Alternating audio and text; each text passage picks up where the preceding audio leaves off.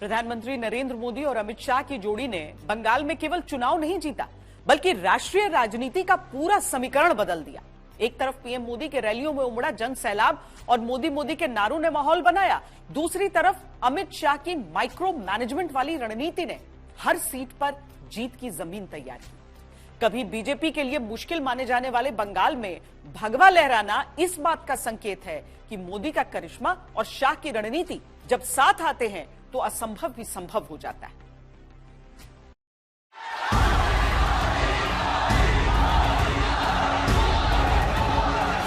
बंगाल की पावन धरा पर आज एक नया सूर्योदय हुआ है।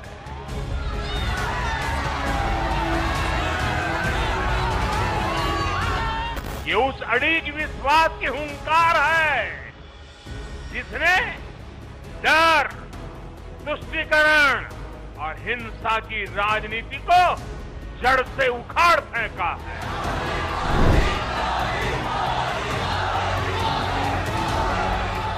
घुसपैठियों के खिलाफ भी सख्त से सख्त कार्रवाई होगी।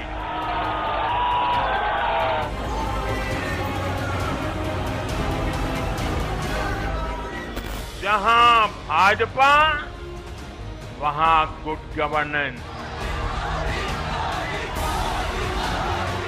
बांग्लाय परिवर्तन होए गेछे।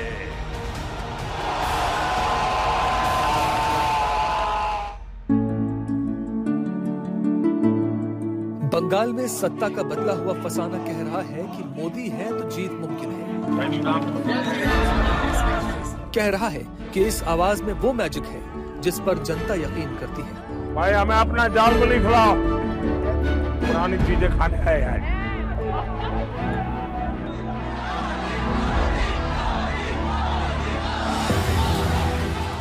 दस साल पहले प्रधानमंत्री नरेंद्र मोदी ने अजेय करार दिए जा रहे दुर्ग द्वार की ओर पहला पत्थर उछालकर इशारा किया था कि वो हार मानकर बैठने वाले नहीं हैं।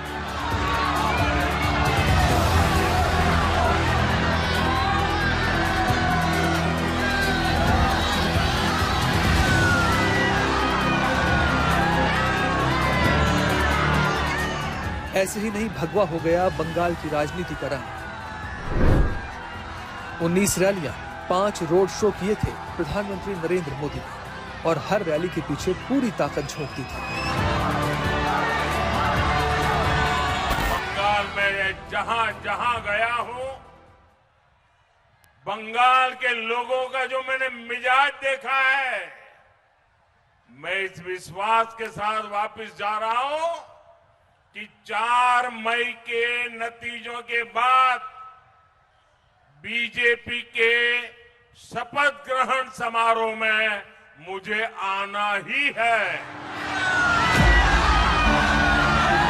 नरेंद्र मोदी असंभव को संभव बनाकर उभरे, वरना बंगाल में ममता का न जलवा कम था, न जोश और न जनाधार।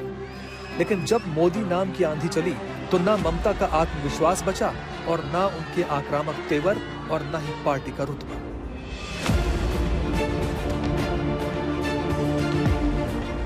इस बार बीजेपी का प्रचार अभियान जो 6 महीने पहले शुरू हुआ था, तब ये माँ दुर्गा, माँ काली, दक्षिणेश्वर टेम्पल, इसी के ऊपर ज्यादा ध्यान दिया।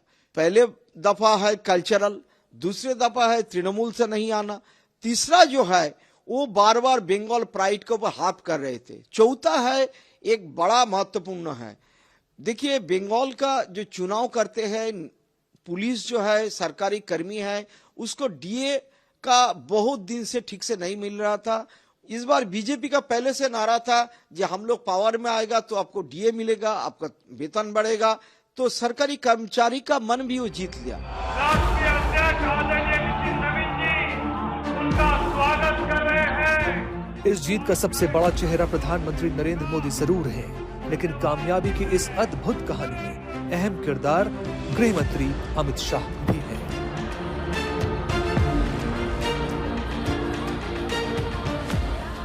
सरकारें भारतीय जनता पार्टी नहीं बनाती, सरकारें देश की जनता बनाती है, बंगाल की जनता बनाती है। हमने पूरे प्रचार में उत्साह देखा है। इस बार भाजपा की सरकार बनना सुनिश्चित है। अमित शाह ने पश्चिम बंगाल में चुनाव को लेकर युद्ध स्तर पर तैयारी की थी। कुल 256 चुनावी कार्यक्रमों का प्लान तैयार किया गया, जिनमें 97 बड़ी रैलियां, 54 रोड शो, 6 मंदिर दर्शन, 14 जनसंपर्क कार्यक्रम और 1 बड़ी प्रेस कॉन्फ्रेंस का कार्यक्रम भी शामिल था। और ये पूरा कार्यक्रम खुद गृह मंत्री अमित शाह ने तय किया था।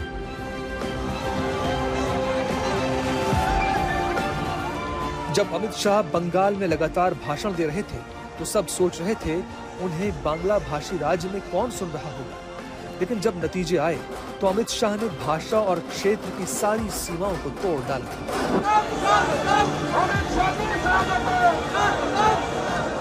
बंगाल की मुख्यमंत्री जी अफवाह फैला रही हैं कि बंगाल में अगर भाजपा का शासन आया तो बाहरी लोग शासन करेंगे। मैं दीदी को बताना चाहता हूं, दीदी बंगाल का अगला मुख्यमंत्री बंगाल में ही जन्म लेने वाला, बंगाली मीडियम में पढ़ा लिखा और बंगाली बोलने वाला होगा। इतना ही है कि आपका भतीजा नहीं होगा, वो भारतीय जनता पार्टी का कार्यकर्ता होगा। प्रथम चरण का मतदान हो चुका है। अमित शाह ने सफलता का जो पैमाना रच दिया है वो अपने आप में राजनीति विज्ञान के छात्रों के लिए शोध का विषय है। कहा जा रहा है कि ए से ई तक के वर्ग बनाए गए थे। ए कैटेगरी में वो सीटें थीं जहां जीत निश्चित मानी गई। बी कैटेगरी में उन सीटों को रखा गया जहां पार्टी के लिए माहौल अनुकूल था पर लगातार प्रयास जरूरी था। सी कैटेगरी में उन सीटों को रखा गया जहां टीएमसी और बीजेपी के बीच सीधी लड़ाई थी। डी कैटेगरी में वो सीटें थीं जहां पार्टी के लिए स्थिति चुनौतीपूर्ण थी और वहां ग्राउंड वर्क की जरूरत थी, जबकि ई कैटेगरी में उन कमजोर सीटों को रखा गया जहां पार्टी के लिए जीत की शुरुआती संभावनाएं बेहद कम थीं। सीटों की स्थिति के हिसाब से चुनावी रणनीति तैयार हुई तो पीएम मोदी और गृह मंत्री अमित शाह के साथ बीजेपी के सारे सितारे जुट गए। बंगाल में भारत की सनातन परंपरा के बारे में बोलने को प्रतिबंधित किया जाता है। बंगाल की डेमोक्रेसी को बदला जा रहा है। जय श्री राम पर प्रतिबंध लगाया जाता है। मां दुर्गा पूजा और मां दुर्गा पूजा विसर्जन की मूर्ति विसर्जन की शोभा यात्रा को प्रतिबंधित किया जाता है। लेकिन ममता दीदी सड़कों पर नमाज पढ़वाती और इफ्तारी की दावत कराती है।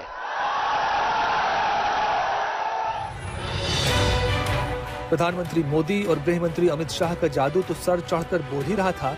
उत्तर प्रदेश के मुख्यमंत्री योगी आदित्यनाथ ने सनातन की जो अलख जगाई उसने भी बड़ा काम किया। योगी आदित्यनाथ ने 22 सीटों पर बीजेपी का आक्रामक प्रचार किया, जिनमें से 19 पर बीजेपी को जीत मिली। उनका स्ट्राइक रेट 90% रहा। जो भी जनता की उपेक्षा करेगा, विकास के नाम पर आने वाले पैसे पे डकैती डालेगा, गुंडों को प्रश्रय देगा, भारत की धरती पर सनातन का अपमान करेगा, उसका सुपड़ा साफ होना तय है। उसको कोई रोक नहीं सकता है। और बंगाल की जनता ने यह करके दिखाया है। मैं बंगाल की जनता का भी इस अवसर पर अभिनंदन करता हूं कि उन्होंने प्रधानमंत्री मोदी जी के मार्गदर्शन और उनके नेतृत्व पर विश्वास किया है। अब बंगाल सोनार बांग्ला बनेगा। बंगाल का जश्न बीजेपी के खेमे में अभी चल रहा है, लेकिन कहा जा रहा है कि अमित शाह पंजाब, उत्तराखंड और उत्तर प्रदेश की तैयारी शुरू कर चुके हैं और लक्ष्य भी उन्होंने तय कर लिया है।